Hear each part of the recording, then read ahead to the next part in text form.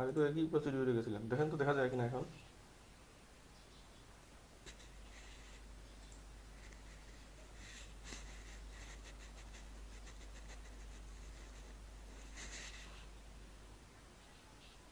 আচ্ছা, ঠিক আছে। হ্যালো। আমি পুনরায় আবার আসলাম ক্লাসে। তো আমি আবার স্বাগত জানাচ্ছি আহ, অধিদপ্তরের সকল সম্মানিত কর্মকর্তাবৃন্দ এবং আমাদের সম্মানিত শিক্ষক মণ্ডলী এবং সুপ্রিয় ছাত্রছাত্রীবৃন্দ সবাইকে এই সরাসরি প্রচারিত ক্লাসে স্বাগত জানাচ্ছি আমি Mohammad Jasimuddin, instructor Sylhet polytechnic institute.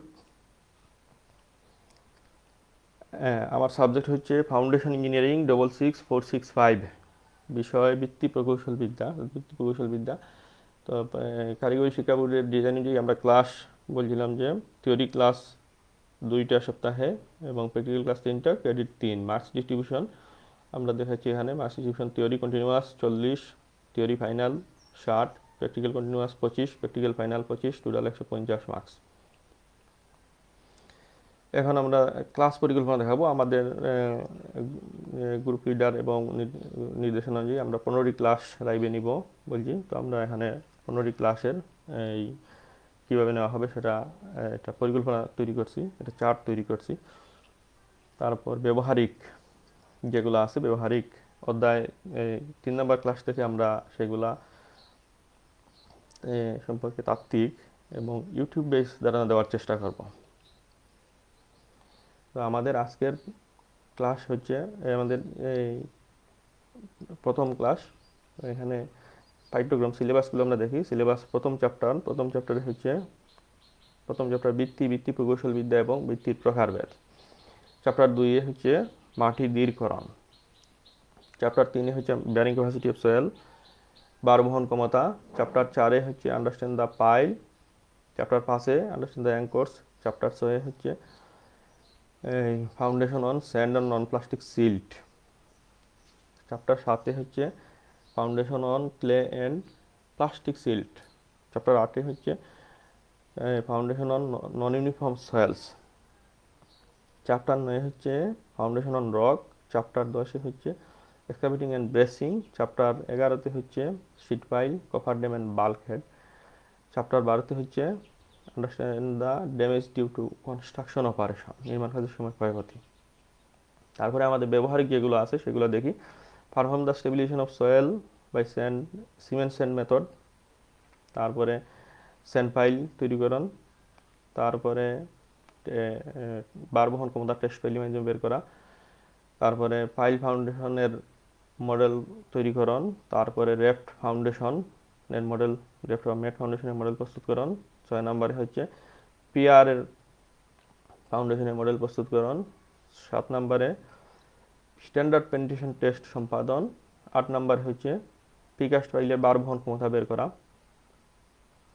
তারপরে 9 নম্বর হচ্ছে কাস্টিং সিডি ফাইলের ভারবহন ক্ষমতা বের করা। 10 নম্বর হচ্ছে ম্যানুয়াল অনুযায়ী মাটির ভারবহন ক্ষমতা বের করা, সম্পাদন করা। 11 নম্বরে ফিল্ড ভিজিট। এগুলো হচ্ছে আমাদের সিলেবাসে আছে, যেগুলো আমরা ক্লাসে সম্পাদন করতে, এখানে যেগুলো দেখানো যাবে সেগুলো আমরা চেষ্টা করব সম্পাদন করার। তারপরে রেফারেন্স বুক বোর্ড থেকে যেগুলো দেওয়া আছে, এটা হচ্ছে ফাউন্ডেশন ইঞ্জিনিয়ারিং পিয়াক অ্যান্ড হ্যানসনের। তারপরে 2 নম্বরে সয়েল মেকানিক্স অ্যান্ড ফাউন্ডেশন পিসি পূর্ণিয়া।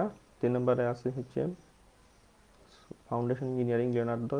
4 নম্বরে সয়েল মেকানিক্স কেইগ। 5 নম্বরে বিল্ডিং কনস্ট্রাকশন এসসি রাঙ্গাওয়ালা। 6 নম্বর হচ্ছে LGD manual for soil investigation.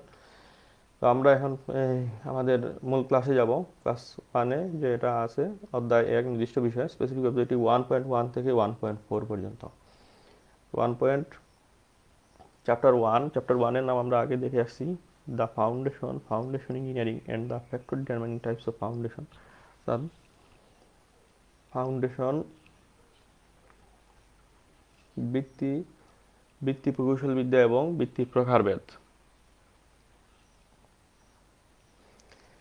আমরা প্রথমেই দেখব specific objective 1.1, the foundation and foundation engineering, বৃত্তি প্রকৌশল বিদ্যা।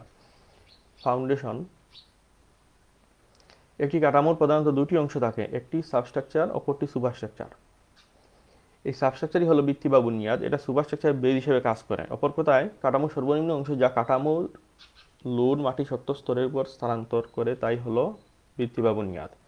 ইহা ইট, কংক্রিট বা ব্লক নির্মিত হতে পারে। ভিত্তি বা বুনিয়াদ কাঠামোর লোড মাটির যে শক্ত স্তরের উপর স্থানান্তর করে, এটাই হলো ভিত্তির তল বা ফাউন্ডেশন বেড। ফাউন্ডেশন ইঞ্জিনিয়ারিং দেখি আমরা কি, ভিত্তি প্রকৌশল বিদ্যা। পুরকৌশল বিভাগের যে শাখায় ভিত্তির নকশা প্রণয়ন, ডিজাইন, নির্মাণ ও রক্ষণাবেক্ষণ ইত্যাদি নিয়ে আলোচনা করা হয় তাকে ভিত্তি প্রকৌশল বিদ্যা বা ফাউন্ডেশন ইঞ্জিনিয়ারিং বলা হয়। আমরা এখানে একটা ভিত্তির চিত্র দেখাচ্ছি, ভিত্তি এবং ভিত্তিতলের। তারপরে দেখবো আমরা ফাংশন অফ ফাউন্ডেশন, ভিত্তির কাজ কি এ সম্পর্কে আমরা নিচে আলোচনা করছি। এটা হচ্ছে লোডের তীব্রতা হ্রাস করা, রিডাকশন অফ লোড ইন্টেন্সিটি। তারপরে কাঠামোর উপর আগত লোডকে মাটির বৃহত্তর শক্ত স্তরের উপর যাতে ছড়িয়ে যায় সেই কাজ ভিত্তি দ্বারা হতে হবে। তারপরে প্রভিশন অফ লেভেল সারফেস, সমতল পৃষ্ঠ প্রদান, কাঠামোর শক্ত ও সমতল পৃষ্ঠ যাতে পাওয়া যায় সেদিকে লক্ষ্য রাখা ভিত্তির কাজ। তারপরে ইভেন ডিস্ট্রিবিউশন অফ লোড, অসম বসন থেকে নিরাপত্তার জন্য কাঠামোর উপর আগত লোডকে সুষমভাবে বন্টন করা ভিত্তির কাজ। 4 নম্বর ল্যাটারাল স্টেবিলিটি, স্থায়িত্ব, কাঠামোর উপর আগত লোডের ফলে কাঠামোর যাতে স্থায়িত্ব লাভ করতে পারে সেদিকে লক্ষ্য রাখা ভিত্তির কাজ। সেভিং এগেনস্ট আন্ডারমাইনিং, গর্তে বসবাসকারী পোকামাকড় হতে নিরাপত্তা, সেটাও নিরাপত্তা বিধান করা ভিত্তির কাজ। 6 নম্বর হচ্ছে প্রোটেকশন এগেনস্ট মুভমেন্ট, মাটির সরণ প্রতিরোধ করা। মাটির মধ্যে আর্দ্রতার পরিবর্তনের কারণে মাটির সংকুচন ও প্রসারণ ঘটে, এই সংকুচন এবং প্রসারণের কারণে যাতে কাঠামোর সুপারস্ট্রাকচার ক্ষতিগ্রস্ত না হয় সেদিকে খেয়াল রাখতেই হচ্ছে ভিত্তির কাজ। তারপরে আমরা স্পেসিফিক অবজেক্টিভ দেখব 1.2, the requirements of satisfactory foundation, ভালো ভিত্তির প্রয়োজনীয়তা। ভিত্তি এমন হবে যাতে চাপানো লোড সহজভাবে বহন করা যায়। ভিত্তি এমন হবে যাতে চাপানো লোড সুষম না হলে অসম্বসন না হয়। কাঠামো যাতে ক্ষতিগ্রস্ত না হয় সেই পরিমাণ গভীরতা ভিত্তি স্থাপন করতে হবে। কাঠামো যাতে ভবিষ্যতে ক্ষতিগ্রস্ত না হয় সেদিকে লক্ষ্য রেখে ভিত্তি স্থাপন করতে হবে বা খেয়াল রেখে। তারপরে 1.3, টাইপস অফ ফাউন্ডেশন, ভিত্তির প্রকারভেদ। ভিত্তি প্রধানত দুই প্রকার, একটা হচ্ছে শ্যালো ফাউন্ডেশন আর একটা হচ্ছে ডিপ ফাউন্ডেশন। শ্যালো ফাউন্ডেশন অগভীর ভিত্তি আর ডিপ ফাউন্ডেশন হচ্ছে গভীর ভিত্তি। শ্যালো ফাউন্ডেশন অগভীর ভিত্তি, যে ভিত্তির গভীরতা প্রস্থের তুলনায় কম থাকে অগভীর ভিত্তি বলা হয়, এটাকে ফুটিং নামে একটা শব্দ দ্বারা প্রকাশ করা হয়। অগভীর ভিত্তি নিম্নলিখিত প্রকারের হয়, দেখি আমরা এখানে, এটা হচ্ছে স্প্রেড ফুটিং, আর একটা হচ্ছে স্টাব বা ক্যান্টিলিভার ফুটিং, আর একটা হলো কম্বাইন ফুটিং, আর একটা হলো mat or raft footing. Mat or raft footing. তো এখন আমরা এই স্প্রেড ফুটিং এর বর্ণনা দেখব। স্প্রেড ফুটিং, মাটির উপর চড়ানো ভিত্তি হলো স্প্রেড ফুটিং। ইহা ইহা এক ধাপে অথবা ধাপে ধাপে হতে পারে। এখানে স্প্রেড ফুটিং দুই ধরনের হয়, একটা হচ্ছে সিম্পল স্প্রেড ফুটিং, এক ধাপে চড়ানো ফুটিং হলো সিম্পল স্প্রেড ফুটিং, একটা চিত্র আমরা দেখাচ্ছি নিচে, এটা হলো সিম্পল স্প্রেড ফুটিং। আর আরেকটা হচ্ছে স্টেপ স্প্রেড ফুটিং, ধাপে ধাপে চড়ানো, সেটা একটা চিত্র আমরা দেখাচ্ছি এখানে, স্টেপ স্প্রেড ফুটিং। তারপরে আমরা দেখব হচ্ছে আরেকটি প্রকার হচ্ছে স্টাব অর ক্যান্টিলিভার ফুটিং। দুই বা ততোধিক কলাম ফুটিংয়ে যদি একটি বিম দ্বারা সংযুক্ত করা হয় তাহলে সেটা হচ্ছে স্টাব বা ক্যান্টিলিভার ফুটিং। নিচে স্টাব বা ক্যান্টিলিভার ফুটিং এর চিত্র আমরা দেখাচ্ছি, যেটা স্টাব বা ক্যান্টিলিভার ফুটিং এর চিত্র আমরা দেখালাম, এটা বিম দ্বারা সংযুক্ত আছে। তারপরে আমাদের আছে কম্বাইন ফুটিং। কম্বাইন ফুটিং সাধারণত দুটি কলামকে সাপোর্ট প্রদান করে। কম্বাইন ফুটিং নিম্নলিখিত অবস্থায় প্রদান করা হয় যে যদি দুটি কলাম পরস্পরকে ওভারল্যাপ করে, মাটির ভার বহন ক্ষমতা কম হলে, অর্থাৎ স্বতন্ত্র কলাম ফুটিং এর জন্য বেশি জায়গায় প্রয়োজন হলে, কলাম সীমানা রেখায় পড়ার ফলে বাহির দিকে বর্ধিত করার সুযোগ না থাকলে, এটা কম্বাইন ফুটিং এর চিত্র আমরা দেখাচ্ছি এখানে। পরীক্ষা কিন্তু প্রায় সময়ই আসে যে কম্বাইন ফুটিং কোন অবস্থায় দেওয়া হয়, সেগুলাই তিনটা বিষয়। তারপরে আমরা দেখাচ্ছি ম্যাট ও রেফট ফুটিং। ম্যাট বা রেফট ফুটিং এক প্রকার কম্বাইন ফুটিং যা কাঠামোর সমস্ত দেয়াল ও কলামকে একযোগে সাপোর্ট প্রদান করে। নিম্নলিখিত অবস্থায় ম্যাট বা রেফট ফুটিং প্রদান করা হয়। মাটির ভার বহন ক্ষমতা কম হলে ভিত্তির ক্ষেত্রফল বৃদ্ধি করতে নরম মাটির উপর সমস্ত স্প্যানব্যাপী আবৃত করতে, তরল পদার্থের চাপ প্রতিহত করতে। একটা ম্যাট বা রেড পুডিং এর চিত্র আমরা দেখাচ্ছি এখানে, সমস্ত স্প্যানব্যাপী এবং একটা প্লেন দেখাচ্ছি এখানে। তারপরে আমরা যাব আমাদের দ্বিতীয় প্রকার হচ্ছে ডিপ ফাউন্ডেশন, গভীর ভিত্তি। যে ভিত্তির গভীরতা প্রস্তরের তুলনায় অনেক বেশি তাকে গভীর ভিত্তি বলে।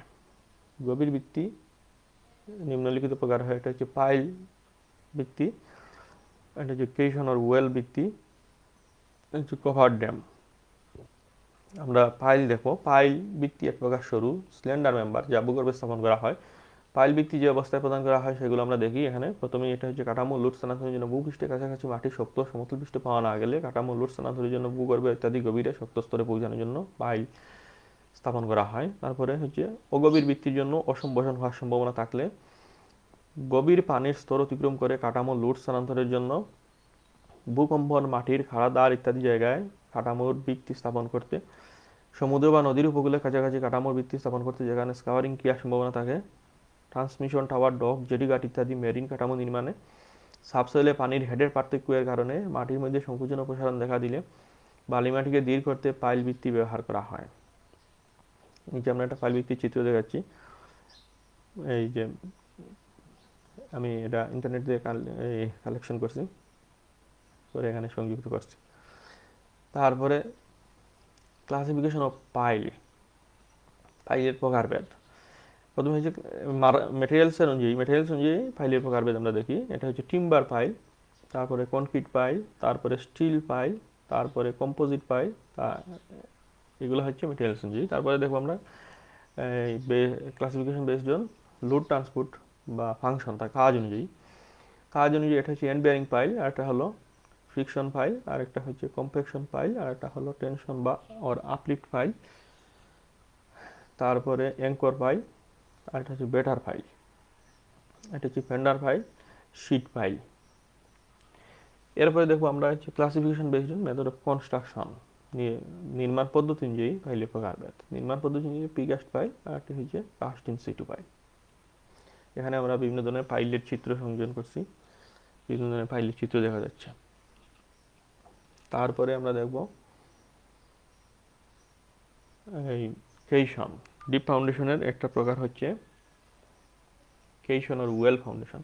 মাটি বা পানির নিচে ভিত্তি স্থাপন করার জন্য কেশন বা ওয়েল ভিত্তি ব্যবহার করা হয়। অন্য কথায় কাঠ, স্টিল অথবা কনক্রিট নির্মিত বক্স বা বৃত্তাকার পানিরোধী কাঠামোকে কেশন বা ওয়েল ভিত্তি ব্যবহার করা হয়। কেশন বা ওয়েল ভিত্তি যেখানে প্রদান করা হয় সেগুলো দেখি আমরা। নদীর মধ্যে কাঠামোর ভিত্তি তৈরি করতে কেশন বা ওয়েল ভিত্তি ব্যবহার করা হয়। জাহাজ নির্মাণ কাঠামো, জাহাজ ঘাটের দেয়াল ইত্যাদি তৈরিতে কেশন বা ওয়েল ভিত্তি ব্যবহার করা হয়। উপকূলীয় বৃহত্তম কাঠামো নির্মাণ করতে, উপকূলীয় রক্ষাকারী কাঠামো নির্মাণ করতে।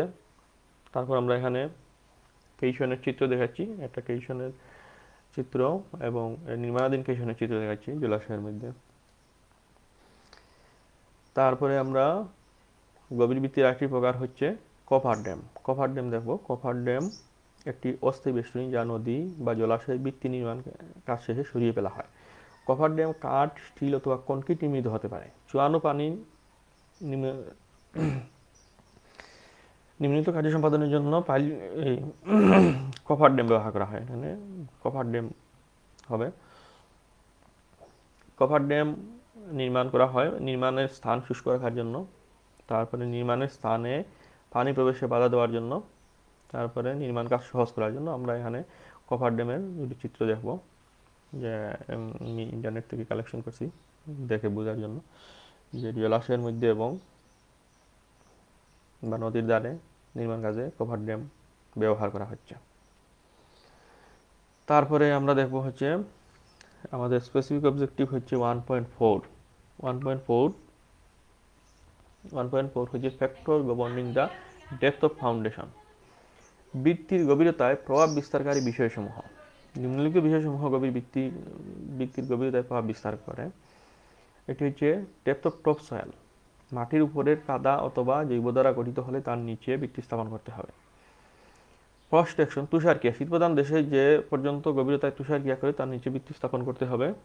3 number zone of soil volume change, মাটির আয়তন পরিবর্তন এলাকায় যে পর্যন্ত গভীরতায় মাটির আয়তন পরিবর্তন হয় তার নিচে ভিত্তি স্থাপন করতে হবে। 4 নম্বর হচ্ছে অ্যাডজেন্ট ফুটিং অ্যান্ড প্রপার্টি লাইন্স, পার্শ্ববর্তী ফুটিং ও সীমানা এলাকা বর্তমান কাঠামো যাতে ক্ষতিগ্রস্ত না হয় এবং সীমানা এলাকার বাহিরে যাতে ফুটিং না যায় সেদিকে খেয়াল রাখতে হবে। 5 নম্বর স্লোপিং গ্রাউন্ড, ঢালুভূমি, ঢালুভূমির মধ্যে কমপক্ষে 90 সেন্টিমিটার গভীরতায় ভিত্তি স্থাপন করতে হবে। 6 নম্বর হচ্ছে ওয়াটার টেবিল, যতদূর সম্ভব ভিত্তি ওয়াটার টেবিলের নিচে স্থাপন করতে হবে, কারণ ওয়াটার টেবিলের কারণে মাটির আয়তন পরিবর্তন হয়, ওয়াটার টেবিল উঠে নামার কারণে মাটির আয়তন পরিবর্তন হয়। 7 নম্বর হচ্ছে স্কাওয়ার ডেপথ, ভিত্তি অবশ্যই কহিত গভীরতার নিচে স্থাপন করতে হবে। 8 নম্বর হচ্ছে রুট হোল, শিকড়ের গর্ত, শিকড়ের গর্ত যাতে ভিত্তির নিচে না আসে সেদিকে লক্ষ্য রাখতে হবে। 9 নম্বর হলো আন্ডারগ্রাউন্ড ডিফেক্টস, ভূনিম্নস্থ ত্রুটিসমূহ, ফাটল, শিলাচ্যুতি, তারপরে খনি খনি এলাকার অবস্থান ইত্যাদি লক্ষ্য রেখে ভিত্তির গভীরতা নির্ধারণ করতে হবে। 10 নম্বর হলো মিনিমাম ডেপথ অফ ফুটিং, সর্বনিম্ন গভীরতা, রেঙ্কিংয়ের সূত্র অনুযায়ী সর্বনিম্ন গভীরতা প্রদান করতে হবে। সূত্রটি নিম্নরূপ: D minimum equal q by gamma into 1 minus sine phi by 1 plus sine phi whole square.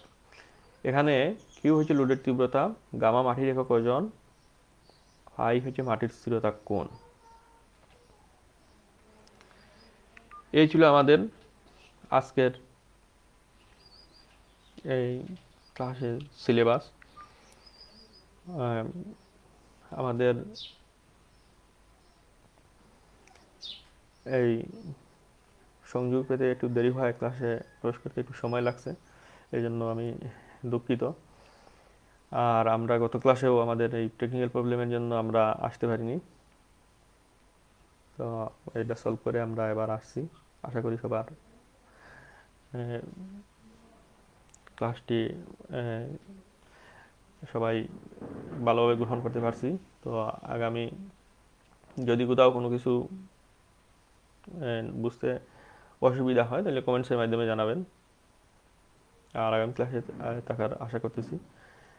তো যারা সবাই এই পর্যন্ত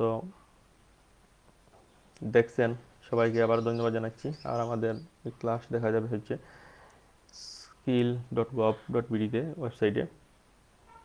তো আশা করি যারা দেখতে পারেননি তারা আগামীতে এইখান থেকে দেখে নেবেন। আর আমাদের আগামী ক্লাস হচ্ছে দ্বিতীয় ক্লাস 1.5 থেকে 2.3 পর্যন্ত। তো 2.3 পর্যন্ত আমরা চেষ্টা করব, আর আরও সময় নিয়ে, যেহেতু আমার প্রথম ক্লাস আর আমি প্রথমে একটু টাইম মিস করছি, সেজন্য আমি একটু দ্রুত যেতে হয়েছে। তো যাদের সমস্যা থাকবে কমেন্টসের মাধ্যমে জানাবেন, ইনশাল্লাহ আমি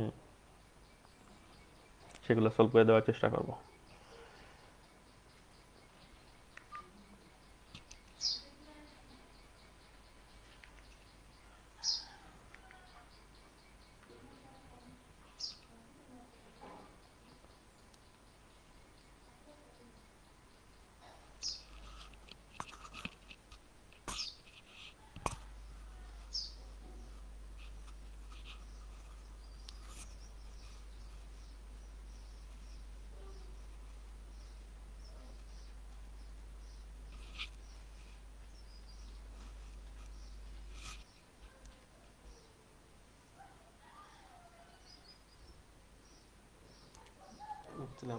ম্যাডাম কি দেখা গেছে ক্লাস?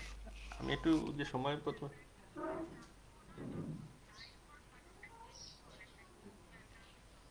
না ঠিক করছি, আচ্ছা কোনো সমস্যা হতে পারে আর কি।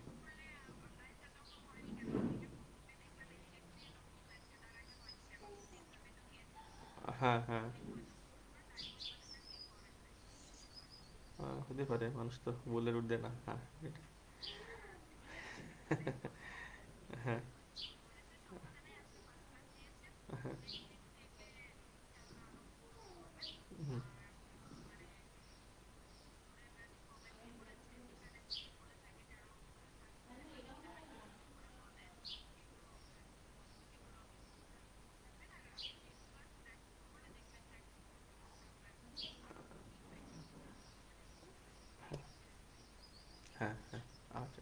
তাহলে আমি এখন বের হয়ে যাচ্ছি আর কি।